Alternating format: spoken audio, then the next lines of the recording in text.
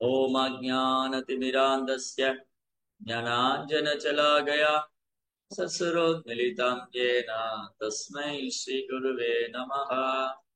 नमो विष्णुपादाय कृष्णप्रेष्ठाय भूतले श्रीमते भक्तिवेदान्तस्वामीति नामिने नमस्ते सारस्वती देवे गौरवाणि प्रचारिणे निर्विशेषाश्रयात् देशतारिणे जय श्री कृष्णा चैतन्य प्रभु नित्यानंद श्री अद्वैत गदाधर श्रीवासदि हरे कृष्णा कृष्णा कृष्णा हरे हरे हरे राम राम राम हरे हरे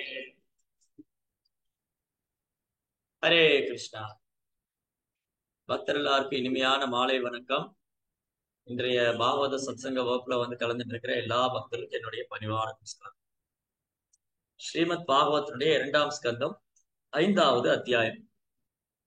சர்வ காரணங்களுக்கும் மூல காரணம். இங்க காணக்கூடிய அனைத்திற்கும் மூல காரணம் மூலம். இப்போ நம்ம வீட்டுல ஒரு மரம் வைக்கிறோம். ஏதோ மாமரம், வாழை மரம், கொய்யா மரம், மாதுளை, ஏதோ ஒரு மரம். அந்த மரம் நல்லா வளருது. அந்த மரம் பழங்கள் கொடுக்குது. அந்த மரம் பூக்கள் கொடுக்குது. அந்த மரம் நிழல் கொடுக்குது. அந்த மரம் விறகு கொடுக்குது இல்லையா? ஒரு மரத்தினால நிறைய பலன் இருக்கு. ஒரு மரம் வளர்ந்துச்சுன்னா காய், பூக்கள், பழங்கள், இலைகள், நிழல் எல்லாமே கொடுக்குது. விறகு எல்லாமே. அப்போ எதனால இந்த மரம் எல்லாமே கொடுக்குது? எப்படி இந்த மரம் எல்லாமே கொடுக்குது? ஒரு மரம் நிழலும் கொடுக்குது, பழமும் கொடுக்குது, இலையும் கொடுக்குது, பூக்களும் கொடுக்குது, காயும் கொடுக்குது, எல்லாமே கொடுக்குது. எப்படி அந்த மரத்தினால கொடுக்க முடியுது? அந்த மரத்துக்கு ஆதாரம் என்னது? வேர் இல்லையா? வேர் நல்லா இருக்கு. வேறு சரியா பூமியில ஊன்றவே இல்லை. வேறு பிடிக்கவே இல்லை. அப்ப அந்த மரம் வளருமா? அப்ப யதார்த்தரோ மூலம், யதார்த்தரோ மூல நிசேஷனேன. ஒரு மரத்துக்கு வேறு தான் பிரதானம். ஆணி வேர்னு சொல்லுவாங்க. ஆணி வேர். வேர்ல ஆணி வேர் ஸ்ட்ராங்கா, செவுத்துல ஆணி அடிச்சா ஸ்ட்ராங்கா பதியுது இல்லையா? சரி, இப்போ உங்களுக்கு ஒரு கேள்வி. பதில் தெரிஞ்சவங்க கை தூக்குங்க. ஆன்லைன்ல இருக்கிறவங்க வெயிட் பண்ணுங்க. இந்த 2 கிளாஸ் நடக்குது. ஒன்னு ஆன் சைட்ல நேரா உட்காந்துருக்காங்க, அப்புறம் ஆன்லைன்லயும் உட்காந்துருக்காங்க. இப்ப என்னன்னா, முதல்ல நேரா உட்காந்துருக்கிறோம் கேள்வி, அப்புறம் அந்த கேள்வி ஆன்லைன்ல வரும். இப்ப நிறைய மரங்கள் வளருது. வேப்ப மரம், தென்னை மரம், பனை மரம், வாழை மரம், கொய்யா மரம், நிறைய மரங்கள்ல இருக்கு. நல்ல புயல் காத்து அடிக்குது. புயல் காத்து அடிச்சா என்ன புயல் அடிச்சாலும் சரிஞ்சு முறிஞ்சு விழுகாத மரம் இது. ஆலமரமா? ஆலமரம் முறிஞ்சிடும். பனை மரம்? பனை மரமா? பனை மரமும் முறிஞ்சிடும். இல்ல, வேப்ப மரமும் முறிஞ்சிடும். தென்னை மரம் முறிஞ்சிடும். இருக்கிற மரத்துல சொல்லிடாது, அப்புறம் கஷ்டம். அதான் எல்லாம் சொல்லியாச்சு. மாமரம், வாழை மரம், கொய்யா மரம், தென்னை மரம், பனை மரம், எல்லா மரம் சொல்லியாச்சு. சொல்லாத மரம் ஒண்ணு இருக்கு. இங்க கை எல்லா மரம் சரிஞ்சு விடும். அரச மரம் விழுகாது பிரபு. எல்லா மரம் சரிஞ்சு விடும். அரச மரம் சரிஞ்சு. அரச மரம் விழுகாது பிரபு. அரச மரம் விழுகும். கல்பவருஷ மரம் இந்த பூமியிலே இல்ல. புளிய மரம் சரிஞ்சு விடும். நான் நிறைய பாத்திருக்கேன். புளிய மரம் நிறைய உடைஞ்சு விடும். ஊர்ல இருக்கிற மரத்துல சொல்லியிருக்கேன். பலா மரம், மாமரம், கொய்யா மரம். எந்த மரம்னா, ஓகே, எந்த மரம்னா மூங்கில். மூங்கில் மரம் உடையவே உடையாது. ஏன்னா மூங்கில் முதல்ல மேல வளராது. மூங்கில் மரம் என்ன பண்ணா முதல்ல கீழே போகும். வேர் கீழே ஊனும். மூங்கில் இருக்கு இல்லையா? எவ்வளவு பேர் இங்க மூங்கில் பார்த்துருக்கு? மூங்கில் அதோட வேர் கீழே ஆழமா போகும். ஃபர்ஸ்ட் மூங்கில் மேல சீக்கிரம் வளராது. அந்த மூங்கில் மரம் கீழே ஆழமா ஆழமா ஆழமா போய் போய் போய் வேறு ஆழத்துக்கு போகும். அதுக்கப்புறம் மேல வளர ஆரம்பிக்கும். என்ன மழை, வெயில், குளிர், பனி அடிச்சாலும், புயல் அடிச்சாலும் மூங்கில் மரம் உடையாது. ஸ்ட்ராங்கா இருக்கும். அதனாலதான் மூங்கில்ல வீடுக்கு இதெல்லாம் யூஸ் பண்றாங்க. மூங்கில் மரத்துல அந்த காலத்துல பாம்பு ஸ்டிக் வச்சு மூங்கில் குச்சியை வச்சு வீடு கட்டியிருக்காங்க. இந்த மூங்கில் வந்து ரொம்ப ஸ்ட்ராங். சரி, எந்த மரம் வந்து ஆழமா போகுதோ அந்த மரம் வந்து புயல் அடிச்சாலும் விழாது. அதனால மூங்கில் மரம் ரொம்ப ஸ்ட்ராங். ஆமா, மூங்கில் மரம் வந்து எப்படி காத்தடிச்சாலும் வளைஞ்சிடும், அது உடையாது. அது ஏன் காரணம்? வேர் ஆழமா போயிடுச்சு. வேர் வந்து அப்ப அந்த மூங்கில் மரத்துக்கு எது ஸ்ட்ரென்த்? வேர் தான். அப்ப ஒரு மரத்துக்கு எது ஸ்ட்ரென்த்? வேர். அந்த மாதிரி அந்த மாதிரி எல்லாத்துக்கும் ஆதாரம். எப்படி ஒரு மரத்துக்கு வேர் ஆதாரமா இருக்கோ அந்த மாதிரி கிருஷ்ணர் தான் எல்லாத்துக்கும் ஆதாரம். தேவர்கள், முனிவர்கள், ரிஷிகள், பிராமணர்கள், பிராமண பண்பாடு, வேத கலாச்சாரம் எல்லாத்துக்கும் ஆணி வேரா இருக்கிறவரு பகவான். பகவான் கிருஷ்ணர் தான் ஆணி வேர். அதனாலதான் ஆஹ், இந்த வேத கலாச்சாரம், சனாதன தர்மம் இதை வந்து அழிக்க முடியாது. ஏன்னா அது கிருஷ்ணரால் தோற்றுவிக்கப்பட்டது, கிருஷ்ணர் தான் அதுல ஆணி வேற இருக்கு. எவ்வளவு பேர் முயற்சி பண்ணிட்டாங்க இந்த சனாதன தர்மத்தை ஒழிக்கணும். அது எர்ணிகசிபு காலத்துல இருந்தே நடக்குது. படைப்பின் ஆரம்பத்துல இருந்து, எர்ணிகசிபு காலத்துல இருந்து, சத்தியுகத்துல எர்ணிகசிபு, திரேதாயுகத்துல ராவணன், அப்புறம் துவாபர யுகத்துல கம்சன், சிசுபாலன், ஜராசந்தன், கலியுகத்துல ஆயிரக்கணக்கான அசுரர்கள். ஆமா, கலியுகத்துல அரசியல் தலைவர்கள், சினிமா நடிகர் மாதிரி நிறைய கம்சன், ராவணன், எர்ணியாக்ஷன், எர்ணிகசிபுல இருக்காங்க. குட்டி குட்டி எர்ணியாக்ஷன், எர்ணிகசிபு. சோ இவங்கெல்லாம் என்ன முயற்சி பண்ணாலும் இந்த தர்மத்தை அழிக்க முடியல. காரணம், இந்த தர்மத்துடைய ஆணி வேர் வந்து கிருஷ்ணா. ஏன் கிருஷ்ணா அதுல ஆணி வேரா இருக்காரு? அந்த தர்மத்தின் மூலமா அறியப்பட வேண்டியவர் அவர் தான். தர்மத்தின் மூலமா அறியப்பட வேண்டியவர் கிருஷ்ணர் தான். அப்போ பாகவதம் என்ன சொல்லுதுன்னா, யதார்த்தரோ மூல நிசேஷனேன திஸ்கந்தி தஸ்கந்த புஜோபசாகா. ஒரு மரம் வச்சாங்க. ஆஹ் ஹரி ஹரி வந்து வீட்டுல ஏதாவது மரம் வச்சிருக்கிறியா? செடி வச்சிருக்கியா? என்ன செடி வச்ச?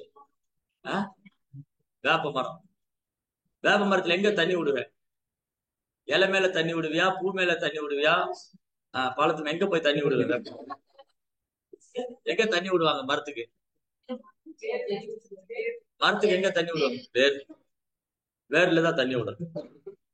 அப்போ ஒருத்தர் வந்து சொல்றாரு, ஒருத்தர் ஒருத்தர் அப்படியே போயிட்டு இருக்கும் போது, ரோட்ல போகும்போது ஒருத்தர் வந்து என்ன பண்றாரு, அவங்க வீட்டுல மரத்துக்கு இலை மேல எல்லாம் தண்ணி விட்டுட்டு. நான் பார்த்து கேட்டேன், சார் நீங்க என்ன சார் இலை மேல எல்லாம் தண்ணி விடுறீங்க? அப்ப அவர் சொன்னது, என் மரம், நான் எங்க வேணாலும் விடுவேன். நான் இலை மேல தண்ணி விடுவேன், பூ மேல விடுவேன், கிளை மேல ஏறி போய் விடுவேன். ஆனா அது அவசியமா? அது அவசியம் இல்லாத வேலை. வேருக்கு தண்ணி விட்டாலே போதும். அப்போ பாகவத் வந்து ரெண்டு உதாரணம் கொடுக்குது.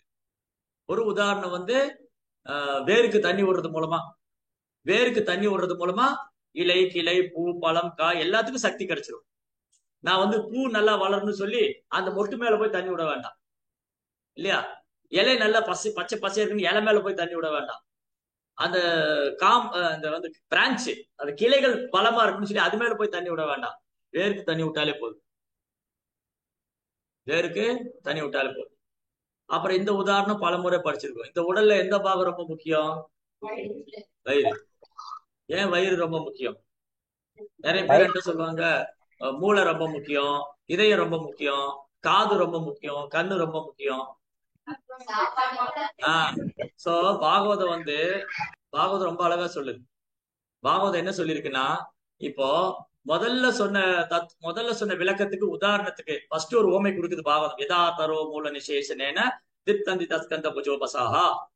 சோ பாகவதம் என்ன சொல்லுதுன்னா, ஃபர்ஸ்ட் 2 லைன்ல அழகான ஸ்லோகம் அது.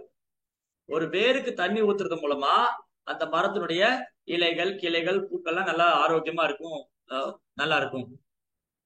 அப்போ ஒருத்தர் வந்து ஆர்கியூ பண்ணலாம், இதை நான் என் மரம் எங்க வேணா விடுவேன், இலை மேல விடுவேன், கிளை மேல விடுவேன், பழத்து மேல விடுவேன்.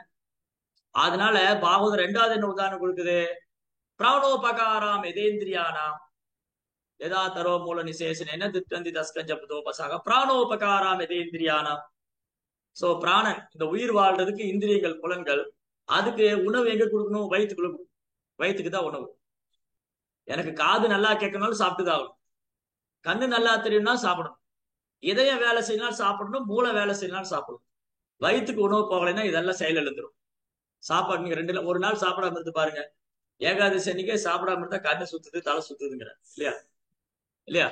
அப்போ பாகவதம் என்ன சொல்லுதுன்னா, ஓகே, நீங்க முதல்ல சொன்ன விளக்கத்துல வந்து நீங்க ஆர்குமெண்ட் பண்ணலாம், வாதம் செய்யலாம், தர்க்கம் பண்ணலாம். ரெண்டாவது சொல்ல தர்க்கம் பண்ணவே முடியாது. அப்ப பிரபுபாதர் இருந்து ஒரு கிளாஸ்ல சொன்னாரு, இந்த மற்ற புலன்கள்லாம் சேர்ந்து ஒரு மீட்டிங் போட்டாங்க. கண்ணு, காது, மூக்கு, இதயம், மூளை, கை, காலு எல்லாம் சேர்ந்து ஒரு மீட்டிங் போட்டாங்க. அந்த மீட்டிங்ல என்ன பேசி முடிவு எடுத்தாங்க? கண்ணு சொல்லுது, நான் தான் உணவை பார்த்தேன், நான் தான் பிரசாதத்தை பார்த்தேன். கை சொல்லிச்சு, நான் தான் பிசைஞ்சேன். வாய் சொல்லிச்சு, நான் தான் மென்னேன். நாக்கு சொல்லிச்சு, நான் தான் சுவைச்சேன். அப்போ இந்த வயிறு மட்டும் சும்மா இருந்தது. இந்த வயிறு என்ன பண்ணுச்சு? வயிறு ஒண்ணுமே பண்ணல. நாங்க தான் எல்லாம் பண்ணிருக்கோம். இனிமே நம்ம வயிற்றுக்கு சாப்பாடு கொடுக்க கூடாதுன்னு ஸ்ட்ரைக் பண்ண. இனிமே வந்து இந்த மீட்டிங்ல என்ன முடிவு பண்ணாங்க? கண்ணு, காது, மூக்கு, வாய், கை, காலு எல்லாம் சேர்ந்து ஒரு முடிவு எடுத்தாங்க. இனிமே கொண்டு நான் வயிற்றுக்கு சாப்பாடு கொடுக்க மாட்டேன். நாங்க இவ்வளவு கஷ்டப்படுறோம், இந்த வயிறு சாப்பிட்டு சும்மா இருக்கு, இந்த வயிறு சும்மா இருக்கு அப்படின்ட்டு எல்லாம் ஸ்ட்ரைக் பண்ண. கொஞ்ச நேரம், 1 மணி நேரம் ஆச்சு, 2 மணி நேரம் ஆச்சு, 3 மணி நேரம் ஆச்சு. ஒருத்தர் ஸ்ட்ரைக்கை வாபஸ் வாங்க. ஏன் ஸ்ட்ரைக்கை வாபஸ் வாங்க? கண்ணு சொல்லிச்சு, எனக்கு கண்ணெல்லாம் மங்கிற மாதிரி இருக்கு. மூளை சொல்லிச்சு, எனக்கு தலை சுத்துற மாதிரி இருக்கு. காது வந்து காது கேட்க மாட்டேங்குது. வாய் சொல்லிச்சு, எனக்கு பேசுற சக்தியே இல்ல. என்ன பண்ணலாம்? பேசாம வயிற்றுக்குள்ள உணவு போட்டு பேசாம இருக்கலாம். வயிற்றுக்குள்ள உணவு போட்டுட்டு பேசாம இருக்கலாம். பிராணோபகாராம் எதேந்திரியானாம் சர்வாகரணம் அச்சுதேஜ்யா. அப்போ எப்படி ஒரு மரத்துக்கு பேருக்கு வந்து நீர் ஊற்றுவதால அந்த மரம் நல்ல செழிப்பாக வளருமோ, அந்த ஒரு உதாரணத்துல ஒருத்தர் ஆர்குமெண்ட் பண்ணலாம். ரெண்டாவது கொடுத்த உதாரணத்துல ஆர்குமெண்டே பண்ண முடியாது, வயிற்றுக்கு தான் உணவு கொடுக்கணும். ஒரு ரொம்ப புத்திசாலி ஒருத்தர் நம்ம ஊர்ல, அந்த புத்திசாலி என்ன பண்ணாரு? நான் ஏன் வயிற்றுக்கு உணவு கொடுக்கணும்னு சொல்லிட்டு காதுக்குள்ள சட்னியை போட்டாரு, கண்ணுக்குள்ள சாம்பார் ஊத்துனாரு, மூக்குல மிளகா அப்படி வச்சுக்கிட்டாரு. எப்படி இருக்கு? கண்ணு நல்லா தெரியுங்கிறது கண்ணுக்குள்ள போய் சாம்பார் ஊத்த முடியுமா? காது நல்லா கேட்கணுங்கிற காதுக்குள்ள சட்னி விட முடியுமா? முடியாது. எல்லாம் வயிற்றுக்குள்ளதான் போகும் இல்லையா? அந்த மாதிரிதான் இங்க பகவான் கிருஷ்ணர் சர்வாகரணம் அச்சுதேஜ்யா. பகவான் கிருஷ்ணரை வழிபடுவதால், பகவான் ஸ்ரீ கிருஷ்ணரை சரணடைவதால் எல்லா புலன்களும் திருப்தி ஆயிடும். எப்படி ஒரு வேருக்கு நீர் ஊற்றுவதால எல்லா மரத்தினுடைய எல்லா கிளைகளும் இலைகளும் பூக்களும் திருப்தி அடையுதோ, எப்படி வயிற்றுக்கு உணவளிப்பதால உடலில் உள்ள எல்லா பாகங்களும் திருப்தி அடையுதோ, நன்றாக செயல்படுகின்றதோ, அது போல பகவான் ஸ்ரீ கிருஷ்ணரை வழிபடுவதால் அனைத்தும் பூர்த்தியாகிவிடும். தேவர்கள், பிராமணர்கள், ரிஷிகள் எல்லாரும் திருப்தி அடைஞ்சிருவாங்க. சிம்பிளி வெறுமனே கிருஷ்ணர். அதான் கிருஷ்ணா சர்வ காரண காரணம். கிருஷ்ணா தான் எல்லா காரணத்துக்கும் மூல காரணம். ஆனா துரதிருஷ்டவசமா நம்ம அதை மறந்துட்டோம். துரதிருஷ்டவசமா நம்ம என்ன பண்ணிட்டோம்? மறந்து போயிட்டோம். கிருஷ்ணரை விட்டுட்டு எல்லாத்தையும் பிடிச்சுக்கிட்டு இருக்கோம். கிருஷ்ணரை உதறி தள்ளிட்டு மத்த எல்லாத்தையும் பிடிச்சுக்கிட்டு இருக்கோம். இதுக்கு பேர் தான் அறியாமை. அப்ப அறியாமையில இருக்கிற பந்தப்பட்ட ஆத்மா, கட்டுண்ட ஆத்மா, வீழ்ந்த ஆத்மா என்ன நினைக்கிறாரு? நான் தான் அனுபவிப்பாளர், நான் தான் காரணம். ஆனா நீ காரணம் இல்ல, கிருஷ்ணர் தான் சர்வ காரண காரணம். ஆனா இவன் என்ன நினைச்சுக்கிறான்? நான் தான் காரணம், நான் தான் காரணம், என்னாலதான் நடந்தது, நான் தான் அனுபவிப்பாளர். ஆனா நம்ம அனுபவிக்க முடியாது, நம்ம அனுபவிப்பாளர் அல்ல, நாம அனுபவிக்கப்பட வேண்டியவங்க. ஒத்துக்க மாட்டேன். அது எப்படி? கிருஷ்ணா மட்டும் அனுபவிக்கலாமா? ஏன் நான் அனுபவிக்க கூடாது? சோ இப்படி இந்த ஜடையர்க்கின் 3 குணத்தினால ஒரு ஜீவாத்மா இந்த உலகத்துல வந்தோடனே அவன் களங்கமாகி விடுகிறான், அசுத்தமாயிட்டான். ரஜோகுணம், தமோ குணம். ததா ரஜஸ்தமோ பாவா காமலோபா சேதையே சேதையதே அனாவிருத்தம் சிதம் சாத்தே பிரசீததி. ரஜோகுணம், தமோ குணம் தான் நம்முடைய எல்லா துன்பத்துக்கும் செயல்களுக்கும் காரணமா இருக்கு. நம்முடைய எல்லா துன்பத்துக்கும், பிரச்சனைகளுக்கும், குழப்பத்துக்கும் காரணம் என்னது? ரஜோகுணம், தமோ குணம். அப்ப இந்த குணங்களுடைய ஆதிக்கத்திலிருந்து விடுபடணும்.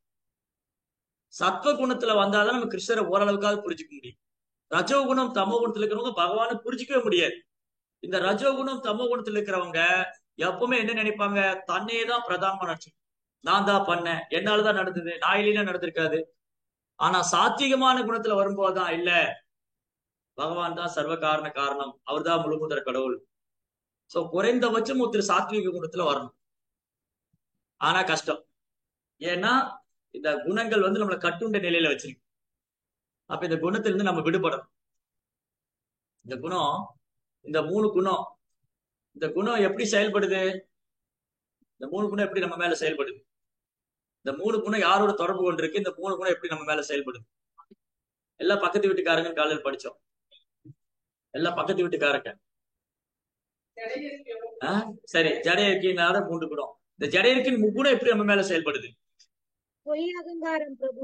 பொய் அகங்காரம் எப்படி நம்ம மேல செயல்படுது? மகத்தத்துவ மூலியமா பிரபு. மகத்தத்துவம் எப்படி நம்ம மேல செயல்படுது? பகவானோட பார்வையால பிரபு. பகவானுடைய பார்வை இந்த ஜடையக்கின் மேல விழுகுது. நான் எப்படி இந்த 3 குணத்துல செயல்படுறேன்? பிரபு மாயை பிரபு. மாயை மாயை எப்படி நம்ம மேல செயல்படுது? மாயை பிரபு. மாயை எப்படி நம்ம மேல செயல்படுது? மனம். என்னுடைய மனம் வந்து கலங்கமாயிருச்சு. என் மனம் தூய்மையா இல்ல. என்னுடைய மனம் வந்து அசுத்தமாயிருச்சு. என் மனம் கலங்கமாயிருச்சு. நான் சுத்தம் இல்ல. அப்ப நான் தூய்மை அடையணும். நான் தூய்மை அடையணும். அதுக்குதான் பக்தி தொண்டு. இப்ப ஏன் பாகவதம் படிக்கிறோம்? ஏன் நாம ஜபிக்கிறோம்? ஹரே கிருஷ்ணா கிருஷ்ண கிருஷ்ணா ஹரே ஹரே, ஹரே ராமா ராம ராம ஹரே ஹரே. இந்த பாகவதம் படிக்கிறது, நாம ஜபிக்கிறது, இதெல்லாம் கிருஷ்ணர் மேல உள்ள பக்தி தொண்டு செய்யறதுனால நமக்கு என்ன ஆகுது? கலங்கத்திற்குள்ள விடும். ஜட கலங்கம், பௌதிக கலங்கம். புரிஞ்சுங்களா? பௌதிக கலங்கம். இந்த பௌதிக கலங்கத்திலிருந்து நம்ம விடுபடணும்.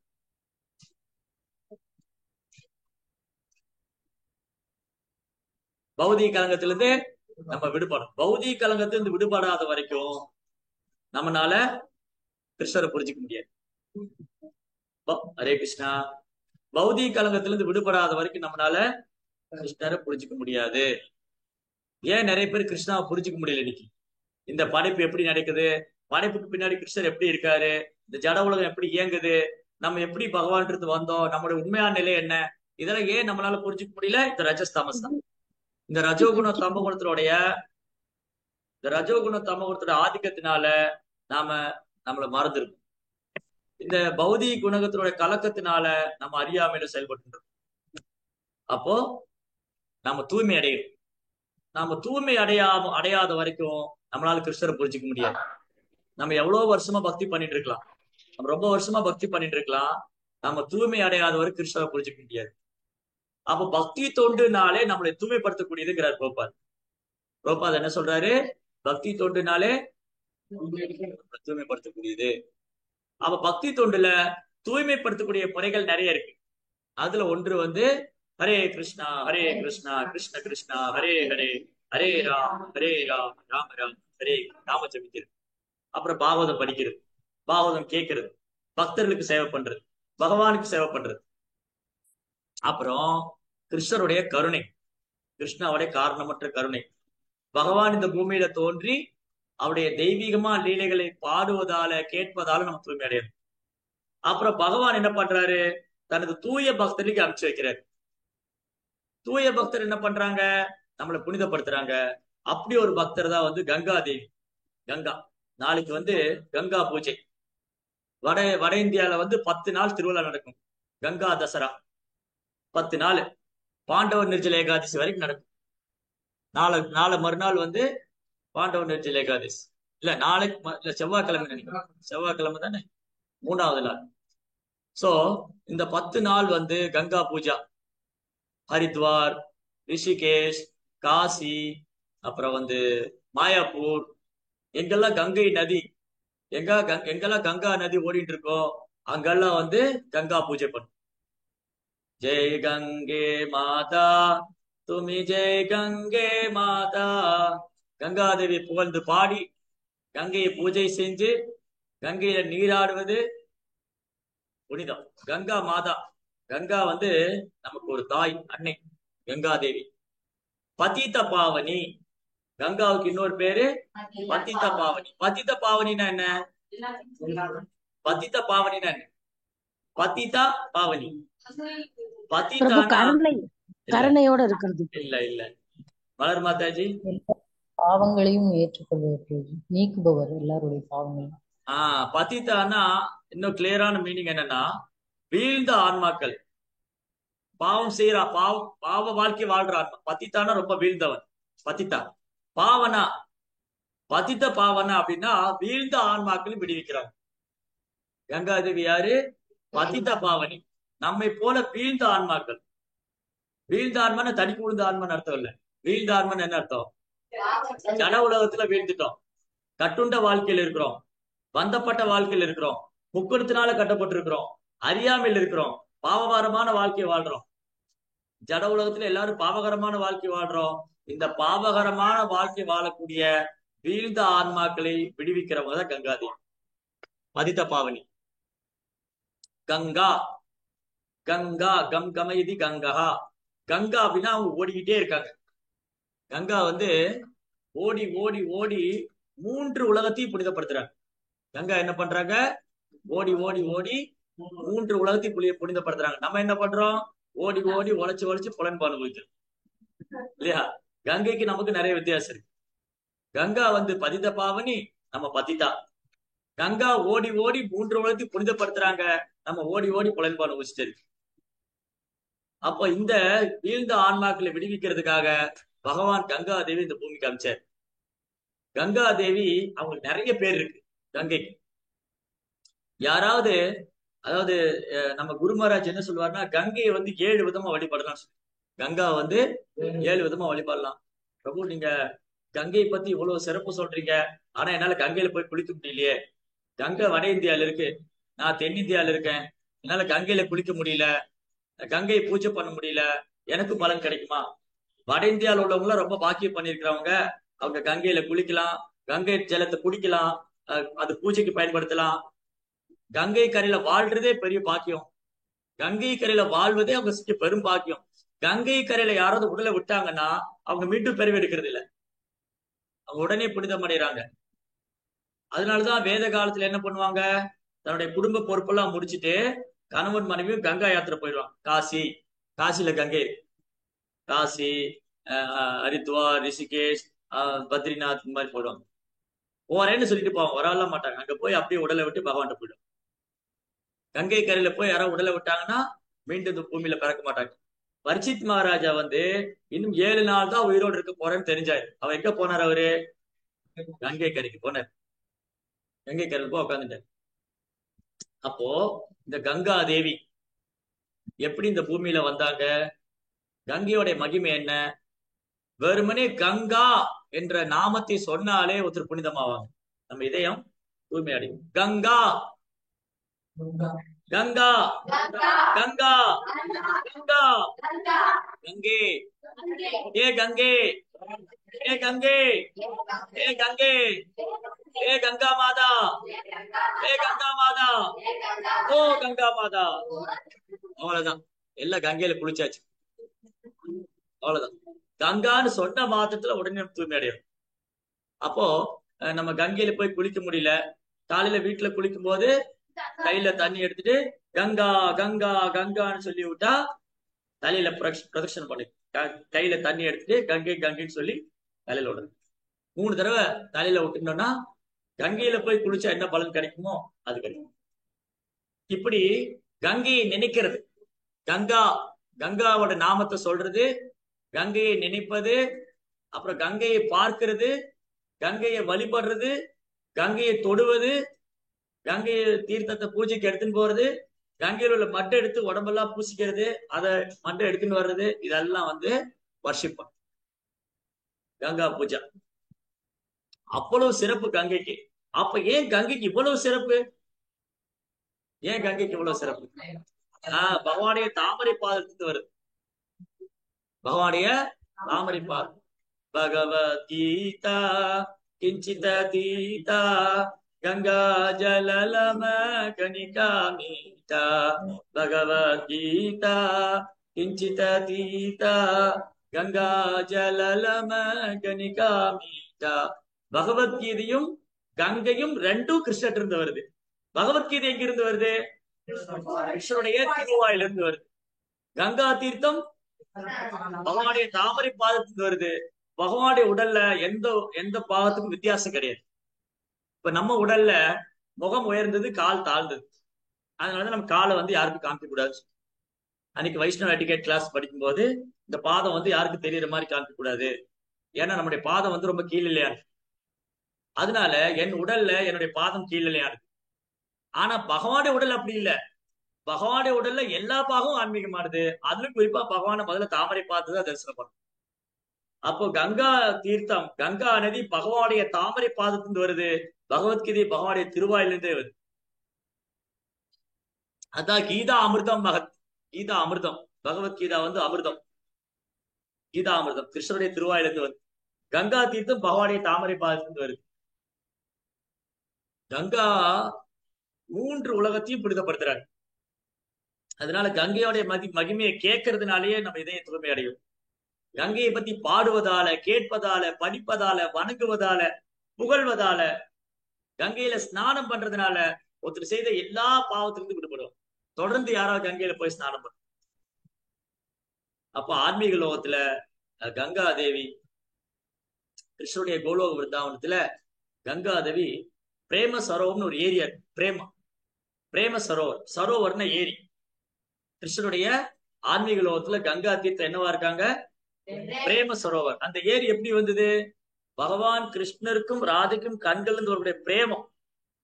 ராதராணியை நினைக்கும் போது கிருஷ்ணர் கண்ணில இருந்து அப்படியே கண்ணீர் வருது. கிருஷ்ணரை நினைக்கும் போது ராதராணி கண்கள் இருந்து கண்ணீர் வருது. அந்த அப்படியே அந்த ஆனந்த கண்ணீர், கிருஷ்ணருக்கும் ராதைக்குள்ள பிரேமமானது அப்படியே ஒரு ஏரியாக அங்க ஆன்மீக லோகத்துல அந்த பிரேம் சரோவர். பிரேம் சரோவர் அது கிருஷ்ணருடைய ஆன்மீக லோகத்துல கோலோகந்தாவனத்துல. அதுக்கப்புறம் ஒரு முறை பகவான் வாமன அவதார் எடுத்தார். வாமன அவதார் எடுத்த போது திரிவிக்ரம பெருமாள் அவர் முதல் பாதம் மேலுலகத்தை எல்லாம் அழுந்தது. பூர் புவ ஸ்வாகா, பூர்லோகம், பூர்லோகம், சர்க்கலோகம், ஜனலோகம், தபலோகம், சத்தியலோகம் எல்லாம் கடந்து வைகுந்த பிரஜா நதி வரைக்கும் போச்சு. அந்த பிரஜா நதியும் கங்கை நதியும் வேறு வேறு இல்ல. வைகுண்டத்துல பிரஜா நதி அது பகவானே தாமரை பாதத்துல அப்படி கீழே ஒழுகுது. அத வந்து பிரம்மா தம் கமண்டலத்துல பிடிச்சுக்கிறாரு. சத்தியலோகத்துல பிரம்மா தன் கமண்டலத்துல பிடிச்சு அதை பகவானுடைய பாதத்துக்கு அபிஷேகம் பண்ண. அந்த தீர்த்தம் அங்கிருந்து தான் வருது. கங்கா தீர்த்தம், கங்கையோட ஸ்பெஷல் என்னன்னா, கங்கா தீர்த்தம் பகவானுடைய பாதத்திலிருந்து தான் வர்றாங்க. தாமரை பாதத்து திருப்பி அங்கேதான் போவாங்க. அதான் கங்கா ஓடிக்கிட்டே இருக்காங்க. பகவானுடைய பாதத்திலிருந்து தான் வர்றாங்க, திரும்பி பகவானுடைய பாதத்திலேயே போய் சேர்றாங்க.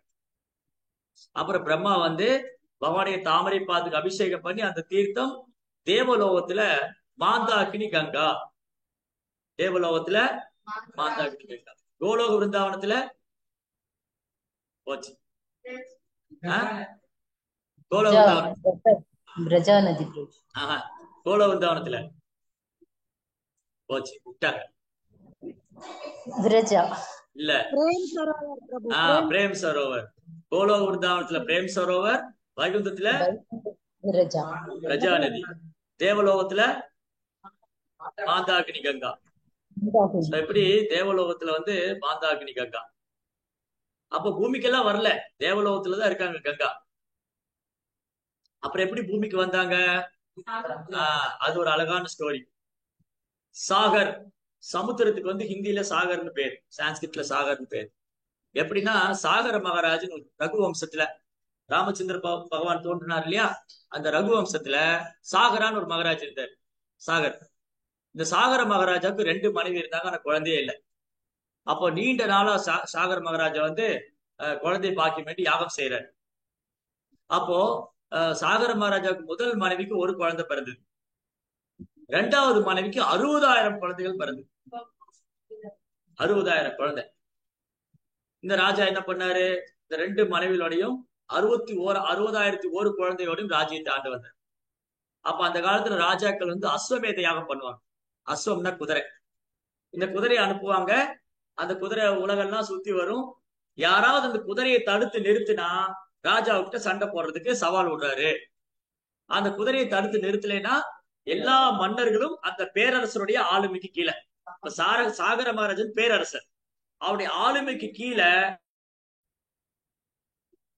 அப்போ இந்த சாகர மகாராஜா வந்து ஒரு பேரரசரா இருந்தார்.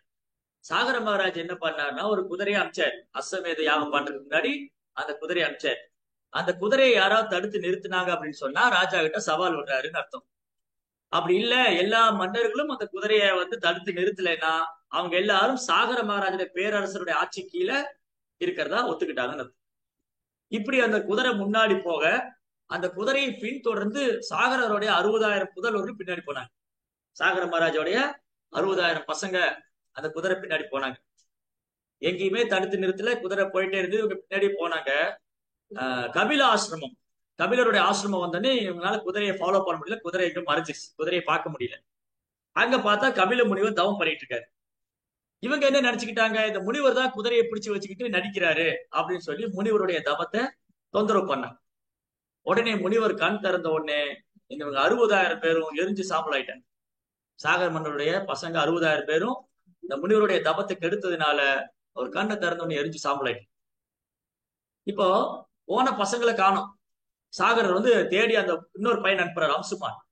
அம்சமான் அமிச்சாங்க, அவர் தேடி வர்றாரு, அவருக்கும் கண்டுபிடிக்கணும். கடைசியில என்ன தெரிய வந்ததுன்னா, இந்த கபிலருடைய கோபத்துக்கு ஆளாகி இந்த 60,000 பசங்களும் சாம்பல் ஆயிட்டாங்க. இப்போ இவங்களுடைய அஸ்தி, இவங்க ஆன்மா புனிதமடையணும், இந்த அஸ்தியை கரைக்கணும். அப்படின்னா கங்கா தீர்த்தம் இந்த பூமிக்கு வரணும். கங்கையில போய் கங்கா தீர்த்தம் இந்த பூமிக்கு வந்தாதான் இவங்க ஆன்மா சாந்தி அடையும். இவங்க ஆன்மா இந்த ஆன்மா புனிதமடையும். இந்த அஸ்தியை கங்கையில கரைக்கணும். ஆனா கங்கை இந்த பூமியில இல்ல. கங்கை எங்க ஓடிட்டு இருக்கு? தேவலோகத்துல, மாந்தாகினி கங்கை. தென் என்ன பண்ணாங்க, அந்த வம்சத்துல வரக்கூடிய மன்னர்கள்லாம் முயற்சி பண்றாங்க, கங்கை எப்பயாவது பூமிக்கு அழைச்சிட்டு வரணும். அம்சுமான், திலீபன், இந்த மாதிரி ஒரு மன்னர்களும் முயற்சி பண்ணாங்க. அந்த வம்சத்தை தான் பாகீரத ராஜா பாகீரதன் என்ன பண்ணாருன்னா, எப்படியாவது என் முன்னோர்களை நான் விடுவிக்கணும். என்னுடைய முன்னோர்கள் 60,000 பேரை நான் விடுவிக்கணும். அவங்க ஆன்மாவை நான் புனிதப்படுத்தணும். அந்த ஆன்மாவை தூய்மை அடையணும். அப்படின்னா கங்கா இந்த பூமிக்கு வரணும் அப்படின்னு சொல்லி பாகீரதன் கடும் தவம் செய்யறார். பிரம்மாவை குறிச்சு கடும் தவம். இரவு பகல், மழை, குளிர், வெந்நீர், வெயில், பனி எதையும் பொருட்படுத்தாம கடும் தவம் செய்யறார். அப்போ பிரம்மா அவர் முன்னாடி தோன்றினாரு. பிரம்மா சொன்னார், பாகீரதா, கங்கா ஜலம் பகவானுடைய தாமரை பார்த்து வருது. கங்கா பகவானுடைய ஜலஸ்வரூபம். பகவானும் கங்கையும் வேற வேற இல்ல. கங்கா பகவானுடைய ஜலஸ்வரூபமா இருக்காங்க. அதனால நீ பகவானை தான் பிரார்த்தனை செய்யணும். பகவானுடைய அனுகிரகம் கிடைச்சதுன்னா கங்கை இந்த பூமிக்கு வருவாங்க. திருப்பி பாகீரத ராஜா பகவானை குறிச்சு தவம் செய்யறாரு. தென் பகவான் அவர் முன்னாடி காட்சி கொடுக்கிறார் 4 கரத்தோட.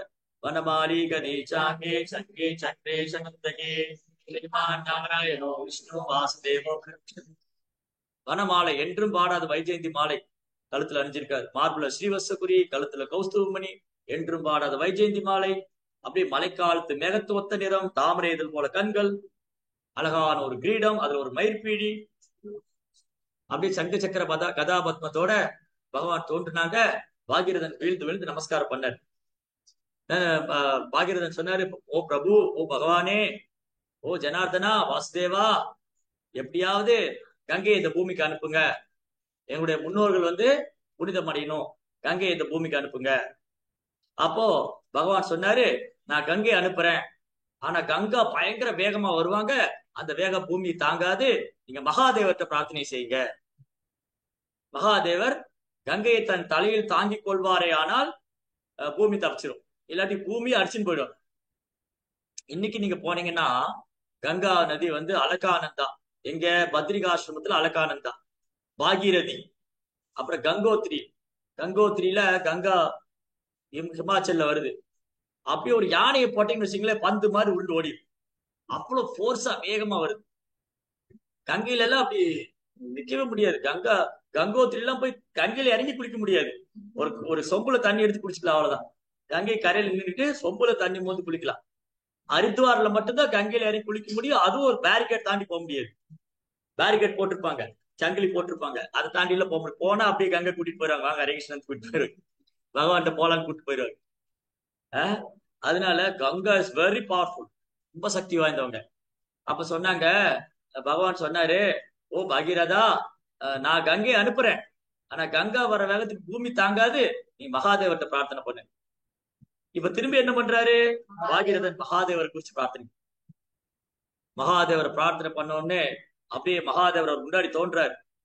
கற்றைவாள் குழலும் கொண்டைவார் சடையும் பொன்னார் மேனியன், அப்படியே பொன்னிறத்துல இருக்கார் மகாதேவ். புலித்தோல் அணிஞ்சிருக்கார். பொன்னார் மேனியனே புலித்தோலை அணிந்து. மகாதேவர் ஒரு பொன் நிறத்துல இருப்பார். தாமரை போல கண்ணு, புலித்தோல் அணிஞ்சிருக்காரு, ஜடா முடி, அப்படியே மண்டவோடெல்லாம் மாலையா போட்டிருக்காரு. அப்படி ஒரு தேஜஸ் மகாதேவர். மகாதேவர் பார்த்தோன்னே அவர் தவம் பண்ணி அவர் பிரார்த்தனை பண்ணி மகாதேவர் வந்தாரு. பகீரதா, உனக்கு என்ன வர வேணும் கேளு. ஓ பிரபு, பகவான் வந்து கங்கையை பூமிக்கு அனுப்புறேன்னு சொல்லிட்டாரு. ஆனா கங்கா வந்தா பூமி தாங்காது. நீங்க கங்கையை உங்க சிரசுல தாங்கிக்கணும். கங்கா வந்து உங்க சிரசுல தாங்கிக்கணும். மகாதேவருக்கு இன்னொரு பேர் வந்து சந்திரமௌலீஸ்வரன். சந்திரமௌலி. சந்திரமௌலினா மகாதேவருடைய தலையில பிறை சந்திரன் இருக்கும். ஜடா முடியில சந்திரனை பிடிச்சு கட்டி வச்சிருப்பாரு. ஏன்னா ஒரு தடவை சந்திரனுக்கு தோஷம். சந்திர தேவனுக்கு தோஷம் பிடிச்ச உடனே அவர் மகாதேவரை சரணடைஞ்சு மகாதேவர் அடைக்கலம் கொடுத்ததுனால ஒரு தோஷம் போயிடுச்சு. அதனால மகாதேவருடைய தலையில சந்திரன் இருக்கிறதுனால யாருக்கு பெருமை? சந்திரனுக்கு பெருமை. மகாதேவருடைய தலையில இருக்கிறதுனால மகாதேவருடைய தலையில இருக்கிறதுனால சந்திரனுக்கு பெருமை. இப்போ கங்கையை வந்து மகாதேவர் தன் தலையில தாங்கிட்டதுனால யாருக்கு பெருமை? மகாதேவருக்கு பெருமை. மகாதேவருக்கு ரொம்ப ஆனந்தம். சிவபெருமானுக்கு ரொம்ப சந்தோஷம். கங்கையை என் சிரசில் தாங்கிக் கொள்ள வேண்டுமா, நான் பெரும் பாக்கியம் செய்தவன். ஏன்னா கங்கா நதி பகவானுடைய தாமரைப்பால் சரணாமிர்தம். பகவானுடைய தாமரைப்பாலிருந்து வருது. அந்த கங்கையும் பகவானும் வேறு வேறு இல்ல. அந்த கங்கையை என் சிரசில் தாங்கிக் கொள்ள நான் பாக்கியம் செஞ்சிருக்கேன். வட இந்தியால பாடுவாங்க, கங்காதரா சிவ கங்காதரா ஹர ஹர போலே நம சிவாய், ஓம் நம சிவாய், ஓம் நம சிவாய், ஹர ஹர போலே நம சிவாய், பம் பம் போலே ஓ போலிநாத். கங்கோத்திரி எல்லாம் போனீங்கன்னா அங்க பாடுவாங்க. கேதார்நாத்ல பம் பம் போலே பம் பம் போலே ஜெய் மகாதேவ், ஏ கங்காதரா. சிவபெருமான் வந்து கங்கையை தான் சிரசுல தாங்கி இருக்கிறதுனால சிவபெருமானுக்கு பெருமை. அப்படி கங்கா வந்து அப்படி 3 உலகத்தையும் அடிச்சு போற வேகத்துல வராங்க. அப்படியே மகாதேவர் புடிச்சு தன் சடையில கட்டிக்கிட்டாரு. சடையில கட்டிட்டு அப்படியே ஒரு முடி எடுத்து விட்டாரு. அந்த ஒரு முடியில இருந்து வரக்கூடிய தீர்த்தம் தான் இப்ப கங்கா. ஆக்கர்ஷு போகுது. அப்படியே அப்படியே அணையெல்லாம் கட்ட உடச்சிட்டு போயிடும். அவ்வளவு போர்ஸ். தென் கங்காதேவி ஓகே, மகாதேவர் சொன்னாரு கங்கையை விடுறேன் பகீரதா கூட்டின்னு போய்க்கா. கங்கா சொன்னாங்க, பகீரதா நீ முன்னாடி போ, நான் பின்னாடி வரேன். பகீரதன் தேரை ஓட்டின்னு போறாரு. கங்கா பின்னாடியே வந்துட்டு இருக்காங்க. பயங்கர சவுண்டு. இங்க அங்க ஹரித்வார் ரிஷிகேஷ்ல போனா கங்கை வந்து அப்படியே சவுண்டு, பயங்கர சவுண்டு கேட்கும். Ice cold water. அப்படியே பனி உருகி ஆறா ஓடுது. சோ அவ்வளவு போர்ஸா வருது. பாகீரதன் சத்தம் கேட்டுட்டே வர்றாரு. கொஞ்ச தூரம் போனா சத்தமே கேட்கல. கங்கையோட சத்தமே. திருப்பி பார்த்தா கங்கையை காணோம். என்ன ஆச்சு? கங்கா தேவி ரொம்ப சந்தோஷமா வந்துட்டு இருந்தாங்க. அவங்க ரொம்ப நாளா தவம் பண்ணிட்டு இருக்கிறாங்க பகவான்கிட்ட. ஓ பகவானே கிருஷ்ணா, நீங்க வந்து எனக்கு பாக்கியம் கொடுக்கவே இல்லை. யமுனா ரொம்ப பாக்கியம் செஞ்சவங்க. யமுனா தேவி ரொம்ப பாக்கியம் யமுனா தேவி ரொம்ப பாக்கியம் பண்ணவங்க. கிருஷ்ணருடைய எல்லா லீலை யமுனா நதிக்கரையில தான். அவருடைய பால்ய லீலை முழுவதுமே, அவர் பால்ய லீலை, கௌஷோர லீலை, அந்த மாதிரி லீலை எல்லாம் யமுனா நதிக்கரையில. காலிந்தி வந்து கிருஷ்ணரை மேரேஜே பண்ணிக்கிட்டாங்க. காலிந்தி யமுனா தேவியோடைய பர்சானிபிகேஷன். காலிந்தி வந்து கிருஷ்ணருடைய 16,108 மனைவியில ஒருத்தரு. அவ்வளவு ஸ்தானம் யமுனைக்கு. யமுனை வந்து காலிந்தியா பகவானே கல்யாணம் பண்ணிக்கிட்டாரு. எல்லா லீலையும் யமுனை நதிக்கரையிலேயே பண்றாரு. அதனால கங்கைக்கு ஒரு கவலை, என்ன பகவான் விட்டுட்டாரு. கங்கா தவம் பண்ணாங்க. பகவான் சொன்னாரு, கவலைப்படாத, என்னுடைய அவதார கலியுகத்துல சைதன்ய மகாபிரபு அவதரிப்பேன் வெஸ்ட் பெங்கால்ல. அப்போ நான் வந்து எல்லா லீலையும் கங்கை கரையில பண்ணுவேன். மேற்கு வங்காளத்துல ஸ்ரீதாம், மாயப்பூர், நவதீப் தாம், அங்க வந்து நான் சைத்தன்ய மகாபிரபு அவதாரம் பண்ணுவேன். அப்போ கிருஷ்ண பகவான் எப்படி பால்ய லீலை எல்லாம் செஞ்சாரோ யமுனா நதிக்கரையில, அதே போல சைத்தன்ய மகாபிரபு தன் பால்ய லீலை போல கங்கை கரையில பண்ண. கங்கையில குளிச்சாங்க, கங்கையில விளையாண்டு 6 மணி நேரம் ஒரு நாளைக்கு. யோசிச்சு பாருங்க, 6 மணி நேரம் ஒரு குழந்தை தண்ணியில விளையாண்ட விட்டுருக்கு. 1/2 மணி நேரம் விளையாண்டாலும் காதை திருப்பி கூட்டிட்டு வந்து இல்லையா? 1/2 மணி நேரம் தண்ணியில விளையாண்டாலே நம்ம காதை திருப்பி பிடிச்சிட்டு வந்துருவோம். சைத்தன்ய மகாபிரபு 6 மணி நேரம் நிமாய் கங்கையில விளையாடுவார் தன் நண்பர்களோட போய். அற்புதமான லீலை. சோ கங்கைக்கு பேரானந்தம். அவங்க ரொம்ப ஆனந்தமா ஓடி வந்தாங்க. நவதீப் தாம். நவதீப் தாம் வந்தோடனே கங்கைக்கு ஆனந்தம் பன்மடங்கு அதிகமாயிடுச்சு, பிரேமம் அதிகமாயிடுச்சு. ஜானவ முனியோட ஆசிரமத்தை அடிச்சுட்டு போயிட்டு. ஜானவ முனி வந்து ஆஜமனம் பண்ற கப்பல்ல வச்சு எல்லாம் தண்ணியில போயிடுச்சு. ஆஜமனு கப்பல்லாம் இந்த பஞ்சவாது தண்ணி வச்சு போல ஆஜமனு கப்பு அதெல்லாம் கங்கை அடிச்சுன்னு போயிட்டாங்க. ஜானவ முனி கோவம் வந்துருச்சு. அப்படியே புடிச்சு கங்கைய குடிச்சிட்டாரு. கங்கையை குடிச்சிட்டாரு. நம்ம என்ன, ஒரு சொம்பு தண்ணி குடிக்கலாம், 2 சொம்பு தண்ணி குடிக்கலாம், மிஞ்சி மிஞ்சி போனா முக்கி 1 லிட்டர் 1.5 லிட்டர் குடிக்கலாம். கங்கை ஜலத்தை அப்படியே குடிச்சிட்டாரு ஜானமுனி. பாகீரதன் முன்னாடி போட்டு கங்கையோட சத்தமே இல்ல. திரும்ப வந்து பார்த்தா கங்கையை காணோம். அப்புறம் வந்து ஜானமுனி ஆசிரமத்துல வந்து அவர்கிட்ட பிரார்த்தனை பண்ணி, ஓ பிரபு எனக்கு கருணை காமிங்க, ஓ முனிவரே பிராமணரே, நீங்க எப்பவுமே மற்றவங்க நன்மைக்காக வாழ்றவங்க, எனக்கு ஆசீர்வாதம் பண்ணுங்க. அப்புறம் காதுல இருந்து ஒரு துளி எடுத்து விட்டாரு. அப்படியே கங்கை திரும்ப ஆக்ரோஷமா ஒண்ணு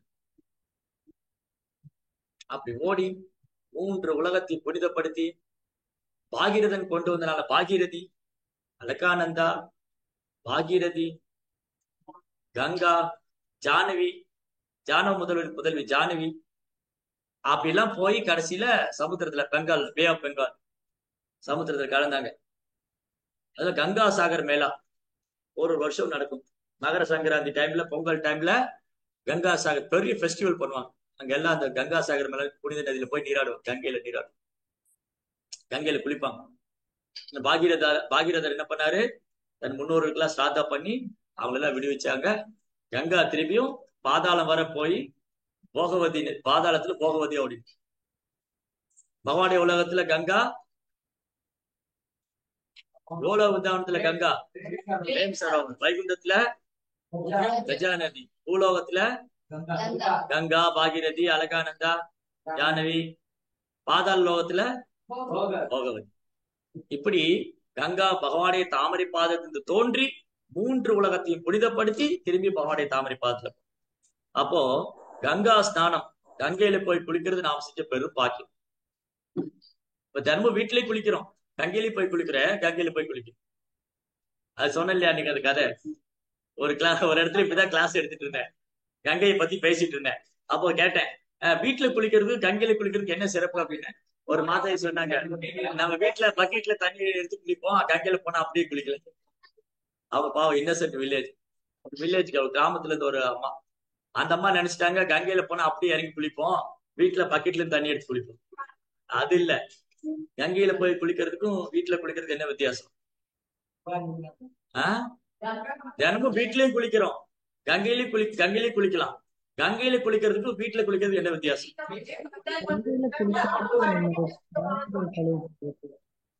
இருக்க என்ன சொன்னீங்க?